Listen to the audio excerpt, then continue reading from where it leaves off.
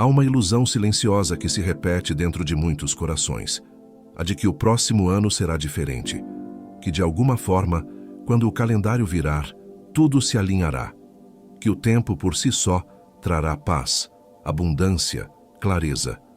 Mas o tempo não é um curador. O tempo não é um redentor. O tempo apenas passa.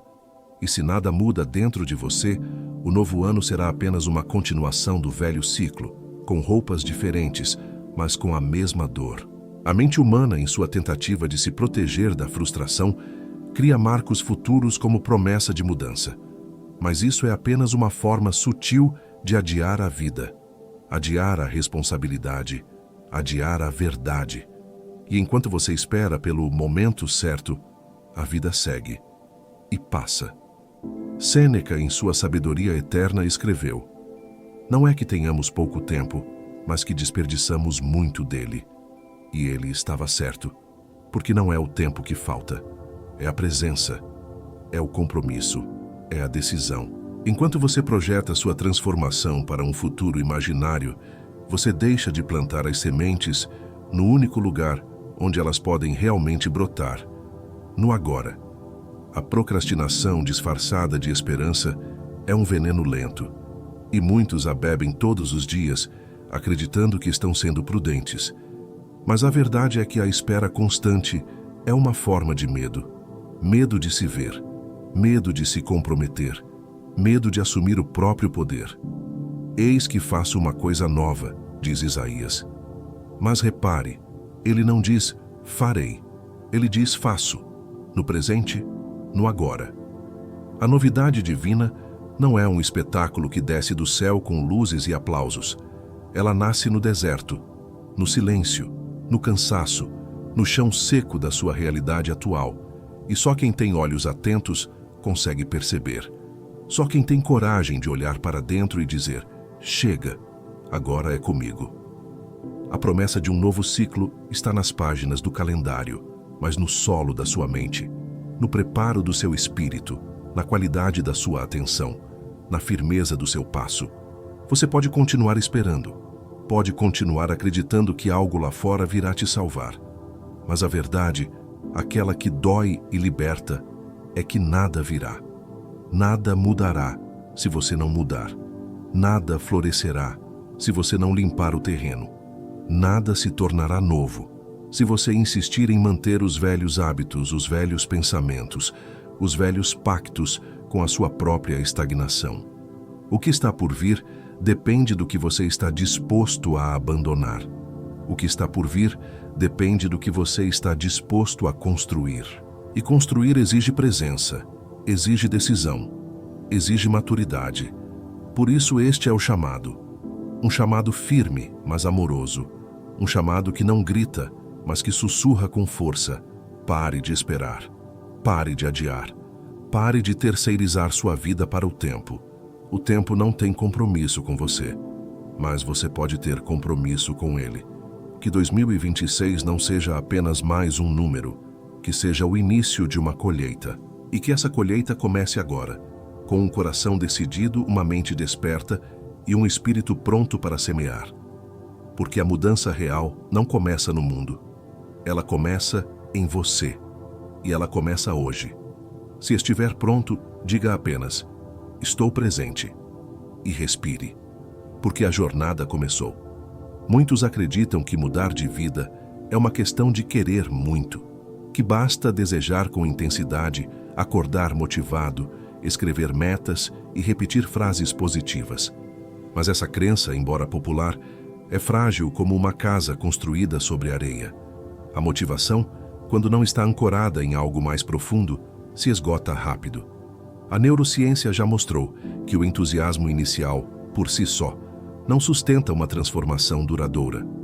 O cérebro libera dopamina quando sonhamos com um futuro melhor, mas se não houver estrutura interna, essa energia se dissipa, e o que sobra é frustração e a sensação de que algo está errado com você, mas não está.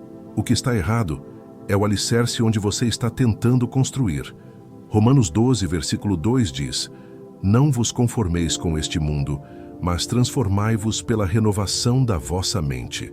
Não é uma frase religiosa, é um mapa de reconfiguração. Renovar a mente é mais do que pensar positivo. É revisar padrões, é questionar hábitos, é reconhecer que o ambiente ao redor, as vozes que você escuta, os pensamentos que você alimenta, tudo isso molda sua forma de agir. E se você não muda essa estrutura mental, continuará tentando viver uma vida nova com uma mente velha. E isso não funciona, porque o mundo externo é apenas um reflexo da arquitetura invisível que você carrega por dentro. Dentro do cérebro, os caminhos neurais antigos não se apagam facilmente. Eles resistem, eles lutam para sobreviver. Por isso, quando você tenta fazer algo novo, sente desconforto, sente dúvida, sente vontade de desistir. Mas esse desconforto não é sinal de que você está fracassando. É sinal de que você está saindo da prisão. E toda libertação dói. A mente, acostumada com o conhecido, tenta puxar você de volta para o ciclo antigo. E é nesse momento que muitos desistem, porque confundem resistência com erro. Mas é justamente ali, quando tudo parece difícil, que a mudança começa a acontecer. A chave não está apenas em fazer coisas novas, está em se tornar alguém novo, porque o comportamento segue a identidade. Se você ainda se vê como alguém fraco, ansioso, confuso, mesmo que tente agir com coragem, algo dentro de você sabota. Por isso, a transformação real começa quando você muda a forma como se vê. Quando para de tentar provar algo para o mundo e começa a viver de acordo com quem você já é, mesmo que ainda esteja em construção. A força de vontade falha quando não está alinhada com a imagem que você tem de si mesmo.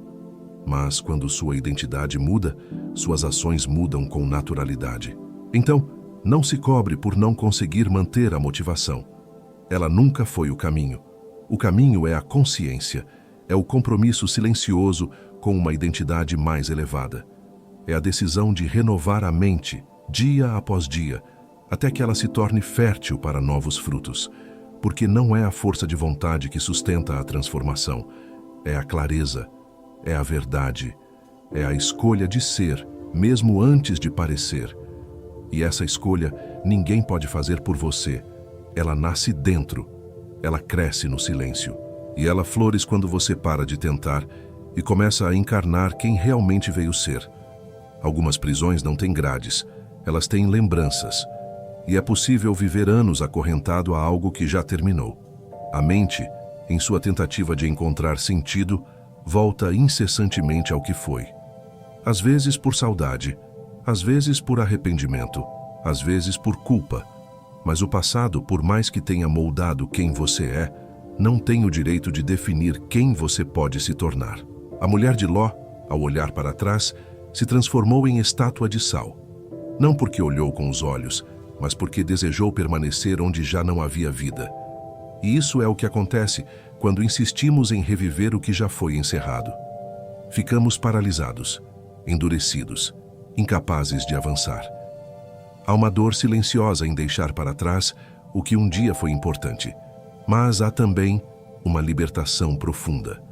O luto por versões antigas de si mesmo é necessário. Você não precisa se envergonhar por ter acreditado em coisas que hoje já não fazem sentido. Você fez o melhor que podia com o que sabia, mas agora sabe mais. E isso exige uma escolha: seguir carregando os escombros emocionais do que não deu certo, ou enterrar com dignidade o que já cumpriu seu papel. O passado não é um lugar para morar, é apenas um lugar para visitar, aprender e seguir. O perdão é um processo que não acontece apenas entre você e o outro. Ele acontece dentro do seu sistema nervoso. Enquanto você guarda mágoas, o seu corpo vive em estado de alerta. O cérebro consome energia, tentando se proteger de uma dor que já passou, mas que você insiste em reviver. E essa energia, que poderia estar sendo usada para criar, amar, prosperar, fica presa em ciclos de ressentimento. Perdoar não é dizer que o que aconteceu foi certo. É dizer que você não vai mais permitir que aquilo te defina. É uma libertação cognitiva, uma limpeza espiritual, um ato de amor próprio.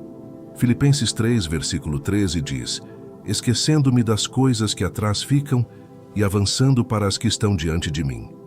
Essa não é uma frase sobre amnésia. É sobre foco. É sobre escolher onde colocar sua atenção. A mente precisa de direção. E se você continuar voltando ao que já passou, deixará de perceber as oportunidades que estão surgindo agora. Esquecer, nesse contexto, é uma prática diária de higiene mental. Redecidir com firmeza e gentileza que você merece uma nova história. E que essa história não será escrita com as palavras velhas da dor. O passado tem valor. Ele te ensinou. Ele te formou. Mas ele não pode ser seu lar. A vida está te chamando para frente. E só quem solta o que pesa consegue correr com leveza. Talvez hoje seja o dia de deixar o que já não serve, de olhar para o futuro com olhos limpos, de entender que você não é mais quem foi, e que isso é uma dádiva. Porque a verdadeira prosperidade começa quando você para de resistir ao novo e aceita com coragem o que está nascendo dentro de você. Há dores que não sangram mais, mas ainda pesam. Há memórias que não ferem, mas ainda paralisam. O passado, quando não é compreendido e liberado, se torna um fardo invisível que sabota o presente. Muitos caminham para o futuro com os olhos voltados para trás, esperando encontrar segurança em ruínas antigas. Mas não há vida em lugares onde a alma já partiu. A história da mulher de Ló, que olhou para trás e virou estátua de sal, não é apenas uma advertência literal. É um símbolo, um aviso silencioso. Quem se apega ao que já foi, perde a chance de se tornar o que pode ser. Carregar versões antigas de si mesmo é como tentar correr com pedras amarradas aos pés. Você pode até avançar, mas sempre com dor, sempre com lentidão. O luto por quem você foi é necessário. É preciso permitir que antigas identidades morram. É preciso enterrar velhas narrativas. É preciso aceitar que certas partes de você cumpriram seu ciclo e não tem mais lugar na nova etapa que deseja viver. Não se trata de rejeitar sua história, mas de reconhecer que ela não pode mais ser sua prisão. O passado deve ser um chão, não uma corrente. Perdoar é libertar a mente. É permitir que o cérebro saia do modo de defesa e entre no modo de criação. Enquanto você guarda ressentimentos, mágoas e arrependimentos, sua energia vital está sendo drenada. E sem energia, não há prosperidade. O perdão não é um presente para quem te feriu. É um presente para si mesmo. É um ato de higiene emocional. É uma escolha de soltar o que não pode mais ser mudado para abrir espaço ao que ainda pode ser construído. A falta de perdão é uma prisão sem grades, e muitos vivem nela sem perceber. Filipenses capítulo 3, versículo 13, nos lembra: esquecendo-me das coisas que atrás ficam e avançando para as que estão diante de mim. Esquecer, aqui, não é apagar, é reposicionar, é tirar do centro, é deixar de alimentar. É escolher não mais construir a vida em torno de dores antigas. A mente precisa de direção, e onde você coloca sua atenção, ali cresce sua realidade. Por isso, manter os olhos no que já passou é como tentar dirigir olhando apenas pelo retrovisor. Você até pode saber de onde veio, mas só chegará a algum lugar se tiver coragem de olhar para frente. A verdadeira transformação exige uma ruptura interna. Exige que você diga, com firmeza e amor: isso já não me serve. E então deixar ir. Deixar ir não é fraqueza, é sabedoria, é maturidade, é a declaração silenciosa de que você está pronto para viver com leveza. Porque não há prosperidade onde há acúmulo de dor, e não há futuro onde o passado ainda governa.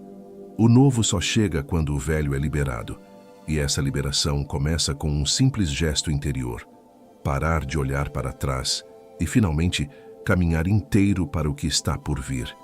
Há uma força invisível no silêncio, uma força que o mundo moderno esqueceu. Em meio a tantas vozes, notificações, opiniões e urgências, falar virou impulso, explicar virou vício e expor virou hábito.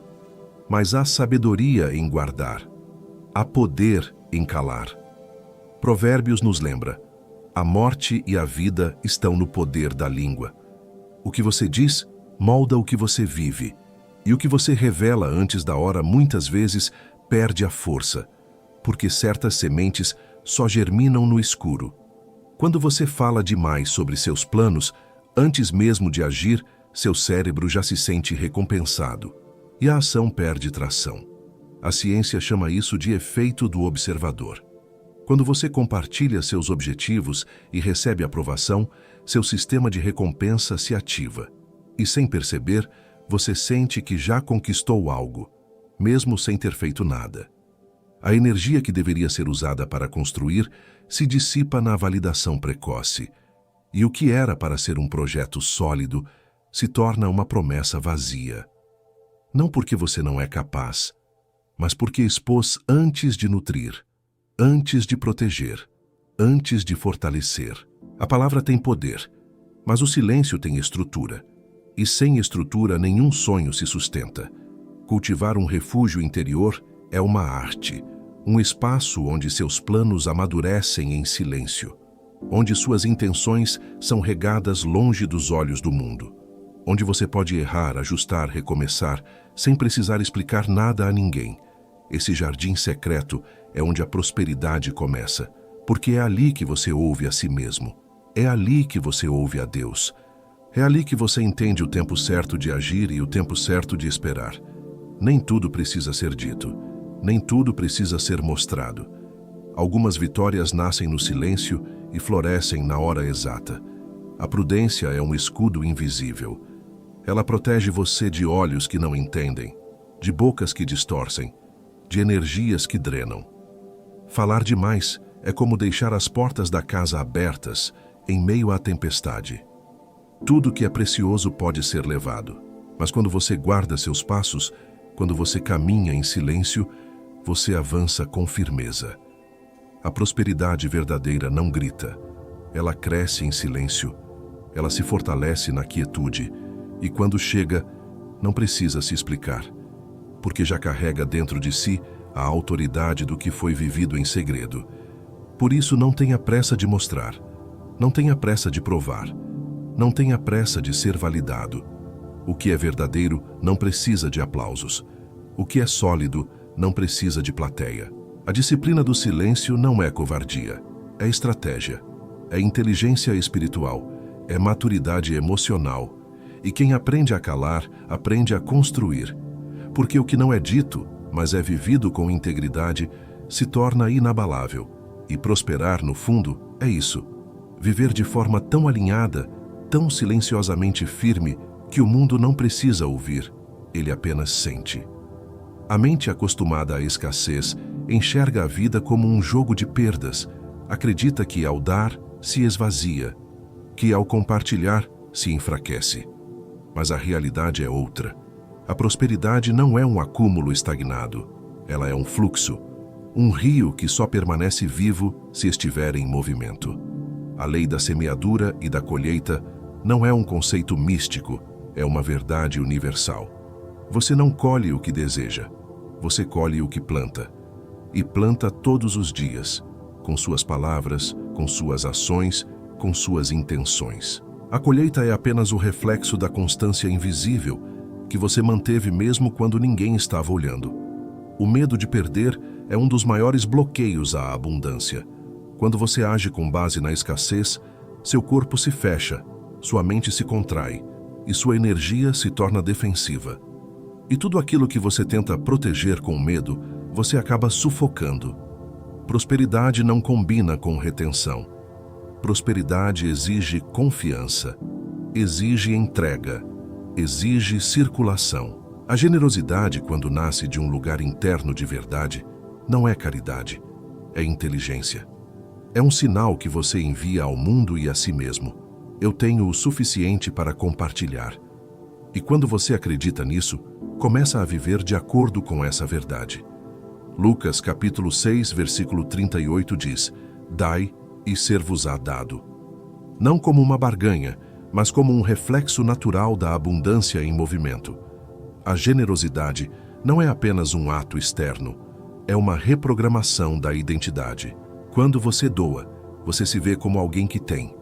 E essa imagem interna molda suas escolhas, sua postura, sua frequência. o mundo responde à sua vibração. E a vibração da abundância começa com um gesto: dar. Não apenas dinheiro, mas tempo, atenção, palavras, presença. Porque tudo aquilo que você oferece com sinceridade retorna multiplicado. Não por mágica, mas por coerência. A água parada apodrece. A água que corre se purifica. Assim também é com a vida. Quando você tenta reter tudo por medo de faltar, você bloqueia o fluxo. Mas quando você aprende a confiar no ciclo, a soltar com sabedoria, a compartilhar com alegria, tudo se renova. Prosperidade é como um rio, e rios não se preocupam em guardar água, eles apenas fluem. E por isso nunca secam.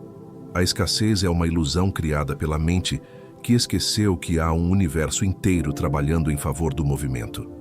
E que quem se alinha com esse fluxo jamais fica sem. Dar para receber é mais do que uma filosofia. É uma postura de vida. É escolher sair do modo de sobrevivência e entrar no modo de contribuição. É entender que a vida não recompensa quem retém, mas quem confia. E confiar é um ato de coragem, um ato de fé racional, um ato de maturidade. Porque quem dá com sabedoria não se esvazia, se expande. E é na expansão que a verdadeira prosperidade encontra morada. A vida, por mais que tentemos organizar, tem seus próprios ritmos. E muitas vezes, esses ritmos nos parecem caóticos. Há dias em que tudo parece desmoronar. Relacionamentos estremecem, contas se acumulam, decisões urgentes nos pressionam. Mas é nesses momentos que se revela a verdadeira força. Não a de quem controla tudo, mas a de quem permanece em paz mesmo quando tudo à volta se agita. A imagem de Jesus dormindo no barco durante a tempestade não é apenas um relato espiritual, é uma lição sobre domínio interior. Enquanto os discípulos se desesperavam com as ondas, ele dormia. Não porque ignorava o perigo, mas porque confiava em algo maior do que o mar. A ilusão do controle é uma das maiores fontes de sofrimento humano. Queremos garantir que tudo saia como planejado. Queremos que as pessoas ajam como esperamos. Queremos que o mundo siga nosso roteiro. Mas a vida não obedece a vontades. Ela obedece a princípios. E um dos mais profundos é este: você não pode controlar o que acontece fora, mas pode e deve escolher como vai responder por dentro. A sua paz não precisa depender das circunstâncias.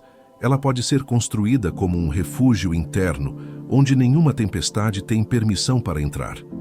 Há uma força que nasce da dor bem administrada. A resiliência antifrágil não é apenas suportar os golpes da vida, mas usá-los como combustível. É transformar pressão em potência. É perceber que cada crise traz em si uma oportunidade de fortalecimento. A prosperidade não é a ausência de problemas, é a habilidade de manter a clareza mesmo em meio ao caos. E essa clareza só é possível quando você aprende a se recolher para dentro. Quando cria um espaço mental onde o ruído do mundo não chega. Um lugar de silêncio, de presença, de lucidez. Esse santuário interno é construído com prática, com respiração, com escolhas conscientes, com a decisão diária de não se deixar levar pelo pânico coletivo.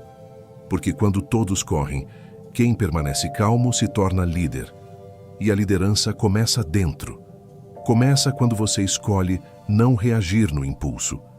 Quando você respira antes de responder. Quando você entende que nem tudo merece sua energia, sua resposta, sua preocupação. O mundo pode estar em guerra, mas se você estiver em paz, sua vida ainda pode florescer. A tempestade virá, isso é certo. Mas o que ela encontrará dentro de você? Um campo aberto e vulnerável ou uma fortaleza silenciosa e firme? A verdadeira gestão do caos não é evitar a dor, é aprender a atravessá-la com sabedoria. E essa sabedoria começa com uma decisão, a de não entregar sua paz ao que está fora.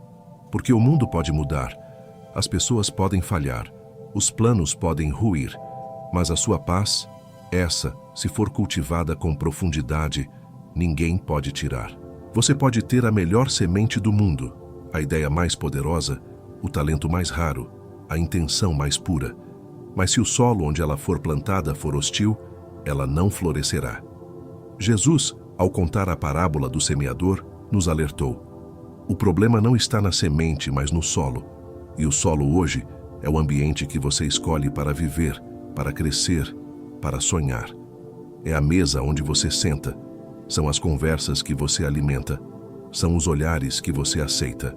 E muitas vezes, a razão pela qual sua prosperidade não se manifesta não é falta de esforço, mas excesso de espinhos ao redor. A ciência confirma o que a sabedoria antiga já dizia. Somos moldados pelas pessoas com quem mais convivemos. Os neurônios espelho, presentes em nosso cérebro, captam comportamentos, crenças e emoções daqueles que nos cercam. Você pode nem perceber, mas aos poucos começa a pensar como eles, sentir como eles, desejar o que eles desejam. E se o seu ambiente normaliza a mediocridade, a queixa, o medo, o conformismo, você será puxado para baixo, mesmo que tenha nascido para voar. O ambiente é mais forte do que a força de vontade. Por isso, escolher onde e com quem estar é um ato de responsabilidade espiritual. Mudar de ambiente pode doer. Pode parecer traição. Pode despertar culpa. Mas há amizades que são âncoras. Há lugares que são desertos. Há rotinas que são armadilhas. E a lealdade ao que te adoece é uma forma sutil de autossabotagem. Não se trata de julgar ninguém, mas de reconhecer que alguns ciclos se encerram e que, para florescer, é preciso ter coragem de sair do vaso apertado e se plantar em terra fértil. A prosperidade exige espaço, exige luz, exige oxigênio. E, às vezes, isso só se encontra em novos territórios. Provérbios capítulo 13, versículo 20 diz: o que anda com os sábios será sábio. E essa é uma chave poderosa. Você não precisa saber tudo. Você só precisa se cercar de quem já vive o que você deseja viver. O ambiente certo acelera processos, clareia a mente, reforça sua fé. Quando você está entre pessoas que acreditam no impossível, o impossível se torna normal. E quando o sucesso é normalizado ao seu redor, ele deixa de parecer inalcançável. Por isso, busque ambientes que nutrem, que elevam, que desafiam você a crescer com amor e verdade. A semente da sua vida é valiosa demais para ser desperdiçada em solos áridos. Você não nasceu para sobreviver, nasceu para frutificar. E frutificar exige consciência do solo onde você está. Olhe ao redor, sinta, reflita. O que está sendo cultivado nesse lugar? O que está sendo permitido crescer dentro de você? Porque o ambiente não é neutro. Ele sempre molda, sempre influencia. Que a prosperidade só se torna possível quando você escolhe com coragem estar onde a sua luz não é apagada, mas alimentada.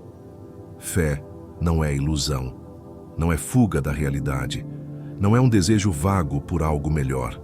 Fé, quando compreendida em sua essência, é a certeza tranquila de que algo invisível já está sendo formado, mesmo que os olhos ainda não vejam. Hebreus define com precisão: a fé é a certeza das coisas que se esperam, a convicção de fatos que não se veem. Essa convicção não é cega, ela é construída, é alimentada pela repetição, pela presença, pela decisão de olhar para o invisível, com a mesma firmeza com que se olha para o que já está diante dos olhos. A fé racional é o alicerce de toda prosperidade sólida. O cérebro humano possui um sistema chamado SAR, Sistema de Ativação Reticular. Ele filtra a realidade com base naquilo que você acredita e foca. Quando você tem uma visão clara, seu cérebro começa a perceber oportunidades que antes estavam invisíveis. Nada mudou fora, mas tudo mudou dentro. E por isso, o que era imperceptível agora se revela. A fé, nesse sentido, é um filtro. Ela define o que você vê, o que você busca, o que você constrói. Sem visão, a mente se perde. E onde não há visão, não há direção. E onde não há direção, a energia se dispersa. Visualizar não é fantasiar. É preparar o terreno. É ensaiar o sucesso. É treinar o cérebro para reconhecer o momento certo quando ele chegar. Muitos perdem grandes oportunidades porque não estavam prontos para enxergá-las. porque não haviam ensaiado, porque não haviam se alinhado internamente com aquilo que desejavam externamente. A visualização construtiva não substitui a ação. Ela a precede. Ela a sustenta. Ela a fortalece. Porque quem já viu por dentro, age com mais confiança por fora. E essa confiança silenciosa é o que move montanhas. Por outro lado, a ausência de visão é perigosa. Provérbios nos alerta. Onde não há profecia, o povo se corrompe. Quando você não sabe para onde está indo, qualquer distração se torna caminho. E qualquer prazer momentâneo se torna justificável. A falta de um propósito claro abre espaço para a autossabotagem. A mente sem visão se alimenta de urgências.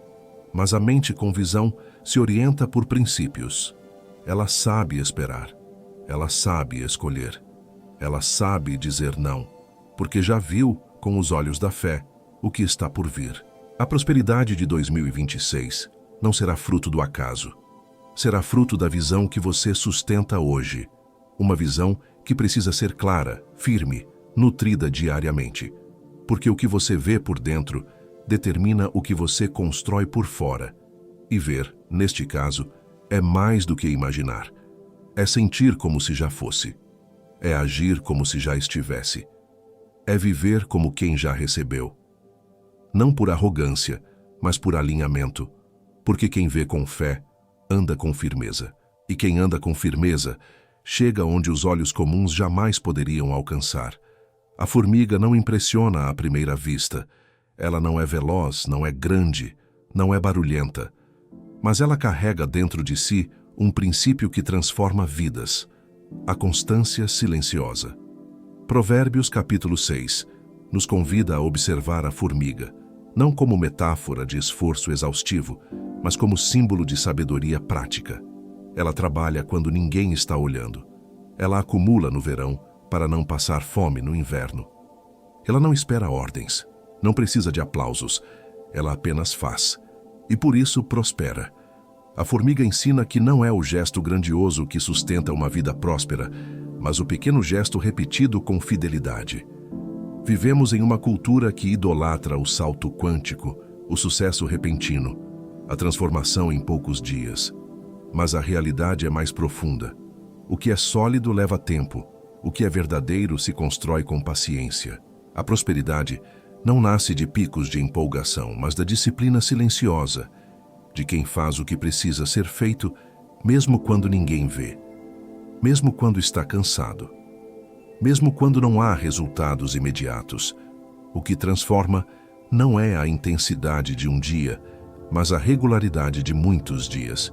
E essa regularidade, embora invisível, é o que separa o sonhador do realizador. Há dignidade no processo, a beleza na repetição, a força em continuar mesmo quando tudo parece igual, porque não é igual. Cada dia de fidelidade constrói algo invisível. Cada escolha coerente fortalece a base, e quando o tempo certo chega, o que parecia pequeno se revela inabalável. Muitos desistem porque não suportam o tédio do caminho, mas é no tédio que a estrutura se firma. É na rotina que a excelência se forma. E quem ama o processo colhe frutos que os impacientes jamais verão. A formiga também ensina sobre preparação. Ela não vive apenas o agora, ela antecipa. Ela sabe que o inverno virá e por isso age com sabedoria no verão. A prosperidade exige essa consciência. Viver o presente com presença, mas sem ingenuidade. Acumular não por medo, mas por inteligência. Estudar, guardar, aprender, fortalecer-se, não para controlar o futuro, mas para não ser dominado por ele. Porque quem se prepara em tempos de paz permanece firme quando a crise chega. E a crise sempre chega. A constância é uma oração silenciosa. É uma declaração diária de que você está comprometido com algo maior do que a sua vontade passageira. E esse compromisso, mantido com integridade, transforma destinos. A sabedoria da formiga não está no tamanho do que ela faz, mas na firmeza com que ela faz. E é essa firmeza, repetida com humildade, que constrói a verdadeira prosperidade, não de um dia para o outro, mas de dentro para fora e para sempre. Há um momento na caminhada em que não é mais a falta de conhecimento que impede o avanço, mas o excesso de certeza, a arrogância sutil que se instala quando você acredita que já sabe o suficiente, que já viu o bastante, que já não precisa mais ouvir. Provérbios 18, versículo 12 nos adverte: antes da ruína eleva-se o coração do homem. É quando o ego toma o lugar da escuta, quando o orgulho se disfarça de autoconfiança, quando a rigidez se apresenta como convicção, e nesse ponto o crescimento cessa. Porque quem acredita que já chegou para de caminhar. A mentalidade do eterno aprendiz é uma das maiores riquezas que alguém pode cultivar. Sócrates, com toda a sua sabedoria, dizia: só sei que nada sei. E essa frase, longe de ser uma negação do saber, é uma abertura constante para o novo. Quem vive nesse estado de humildade ativa está sempre em expansão, sempre em escuta, sempre em revisão, porque entende que o saber não é um ponto de chegada, mas um rio que flui, e que quanto mais se aprende, mais se percebe o quanto ainda há para crescer. Ouvir é uma arte esquecida. Em tempos de opinião constante, saber escutar se tornou uma virtude rara. A escuta ativa não é apenas ouvir palavras, é captar a intenção, é acolher o que incomoda, é extrair sabedoria até mesmo da crítica. Às vezes, a verdade que mais precisamos ouvir vem de onde menos esperamos, e se o ego estiver no comando, essa verdade será rejeitada. Mas se a humildade estiver presente, até o desafeto pode se tornar um mestre, porque quem busca crescer não escolhe apenas os elogios, acolhe também os espelhos. A lógica da verdadeira liderança não está em dominar, mas em servir, em compreender que o maior não é o que manda, mas o que sustenta, o que oferece, o que se coloca à disposição. Jesus, ao lavar os pés dos discípulos, nos ensinou que servir não diminui, engrandece. A prosperidade duradoura nasce desse lugar, de utilidade real, de contribuição sincera, de entrega silenciosa. Quem serve com coração limpo nunca fica desamparado, porque a vida honra quem se doa sem esperar retorno imediato. Dominar o ego não é apagá-lo, mas colocá-lo no lugar certo. É reconhecer sua presença, mas não deixá-lo guiar. É usar sua força para agir com coragem, mas nunca com vaidade. A humildade não é fraqueza, é estratégia, é maturidade, é a base onde a sabedoria se apoia. E quem constrói sobre essa base não apenas prospera, mas permanece. Porque o que é sustentado por verdade, por escuta, por serviço e por presença, não se abala com o tempo. Cresce e floresce. A ansiedade é uma tentativa da mente de viver o que ainda não aconteceu. É um esforço desesperado de controle sobre o incerto. E quanto mais você tenta prever, mais se perde. Porque o futuro não é um lugar onde se pode habitar. Ele é apenas uma direção. O presente, por outro lado, é o único solo fértil onde algo real pode ser construído. No Sermão da Montanha, Jesus disse: basta a cada dia o seu mal. Não como um convite à passividade, mas como um chamado à presença.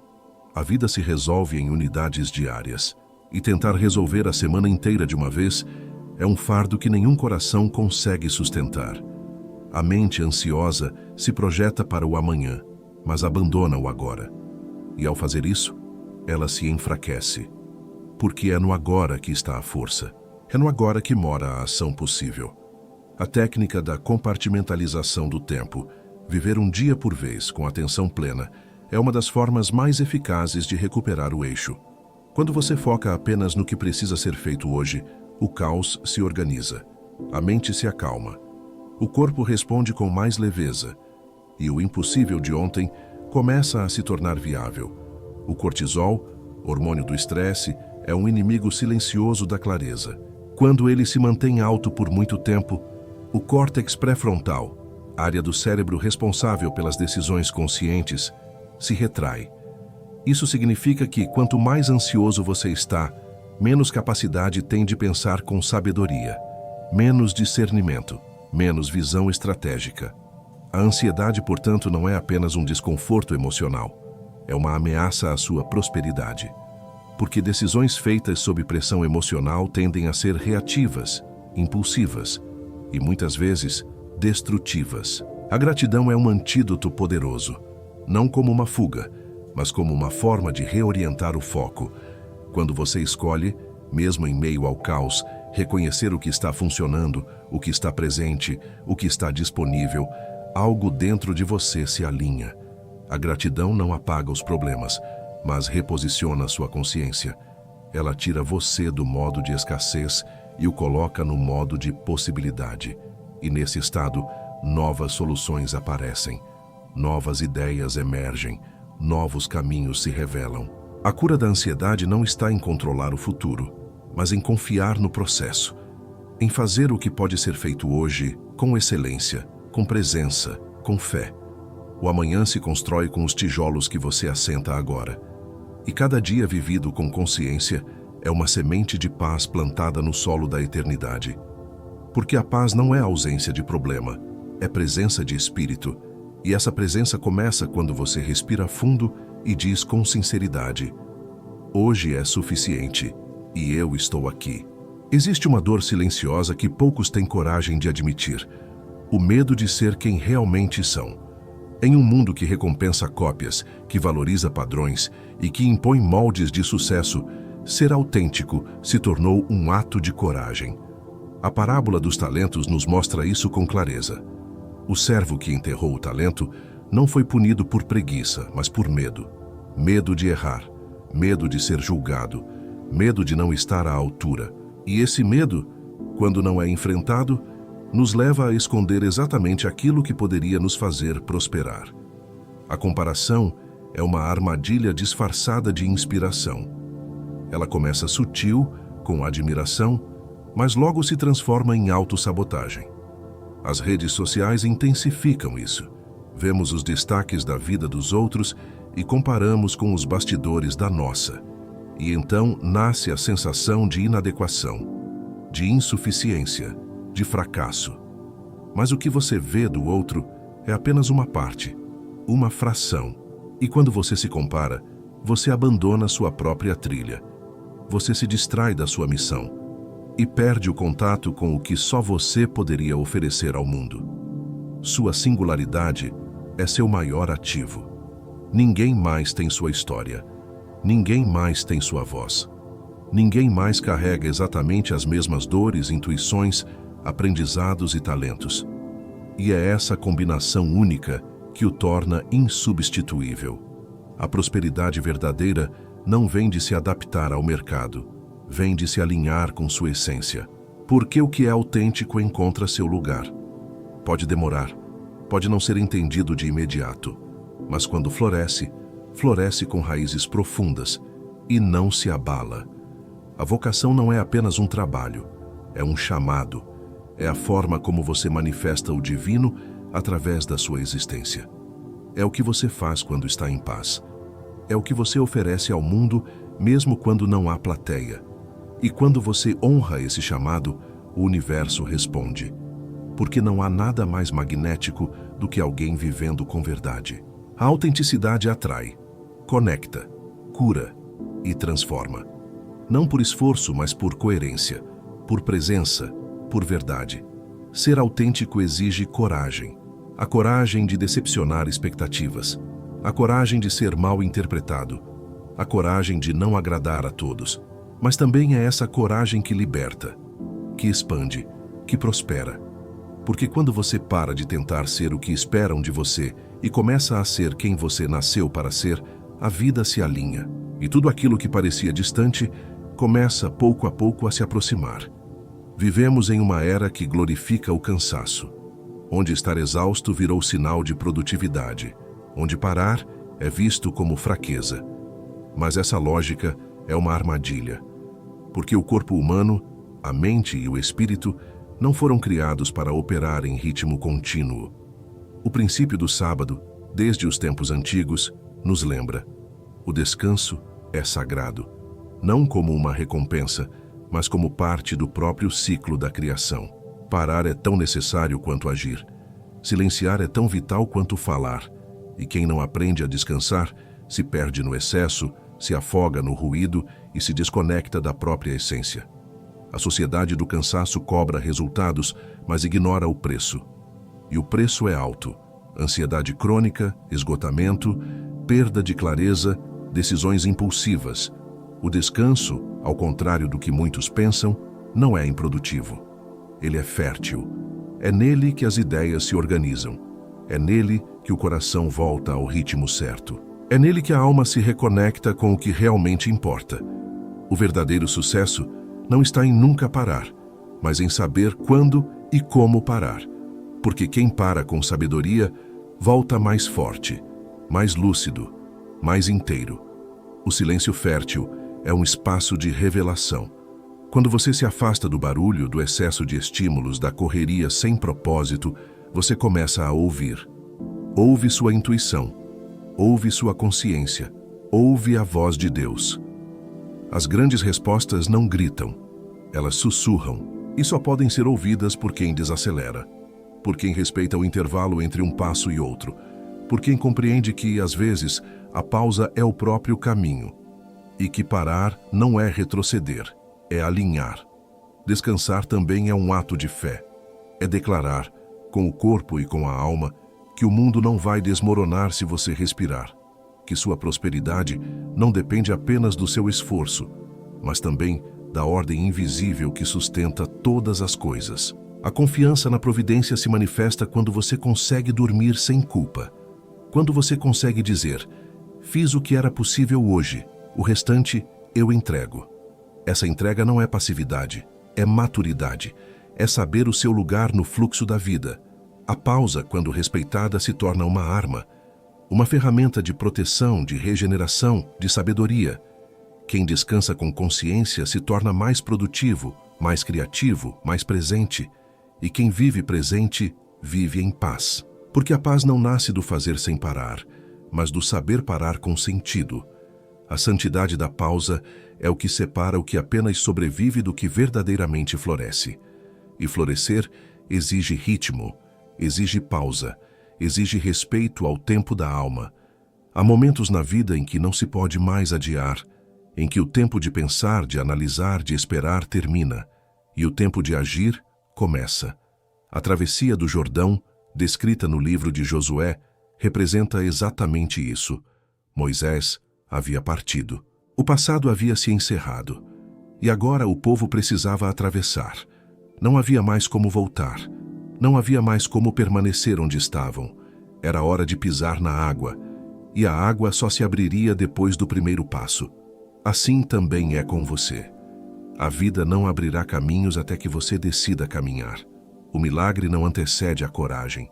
Ele a segue. Epicteto, em sua sabedoria estoica, pergunta: quanto tempo você vai esperar para exigir o melhor de si mesmo? Essa pergunta não é uma cobrança, é um espelho. Porque dentro de você já existe o que precisa ser despertado, já existe a força, já existe a disciplina, já existe a visão. Mas enquanto você continuar esperando por um sinal externo, por uma aprovação, por um momento ideal, nada se moverá. A decisão que transforma não é a de tentar, é a de ser. Ser a mudança, ser a presença, ser a semente da própria colheita.